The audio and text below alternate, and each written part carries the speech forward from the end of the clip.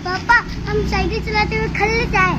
मतलब ये तो वही बात हो गया कि गाड़ी अभी चलाना सीखे नहीं, ड्रिफ्ट कैसे मारे। हम लोग जा रहे हैं बाबू के लिए साइकिल लेने के लिए। चलो सब कोई साइकिल लाने। चलो।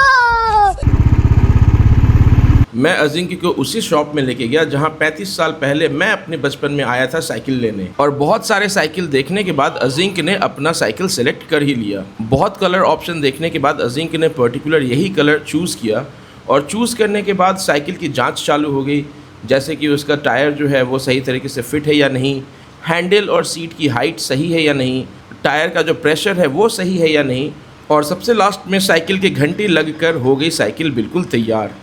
पापा हम साइकिल चलाते हुए खल्ले जाए। अच्छा बेटा, अभी साइकिल सीखा नहीं है साइकिल।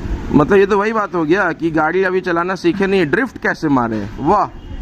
तो जब तक साइकिल रेडी हो रहा था तब तक हम चले गए बगल के केक शॉप में, और यहाँ पे बहुत सारे ऑप्शंस देखने के बाद हमेशा की तरह मैंने चूज़ किया अपना वेज सैंडविच, और बाबू ने भी कुछ तो खाया, लेकिन हमेशा की तरह चटोरी मनीषा सोचते ही रह गई। वापस आकर हमने देखा साइकिल पूरे तरीके से रेडी हो चुकी है। अजिंक्य अपने साइकिल को देखकर बहुत एक्साइटेड था, लेकिन यहाँ शुरू होती है असली मुसीबत। पेमेंट के समय बैंक जो है फेलियर दिखा रहा था, ऑनलाइन हो नहीं रहा था, तो अब मुझे जाना पड़ता है एटीएम खोजने के लिए, और एटीएम खोजने के बाद मैं वहाँ से लेकर आता हूँ पैसे और हरे हरे नोट गिन कर देता हूँ दुकानदार को, और फिर हम लोग वहाँ से एक टोटो बुक करके उस पर साइकिल लोड करके और निकल जाते हैं अपने घर की तरफ।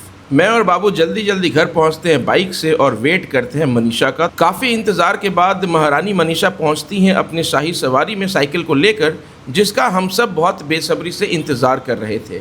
साइकिल के आते ही अजिंक्य उस साइकिल को स्टार्ट कर देता है चलाना, और 4 दिन के बाद भी बाबू उस साइकिल के ऊपर ही बैठा हुआ है और आज तक वो उतरा नहीं।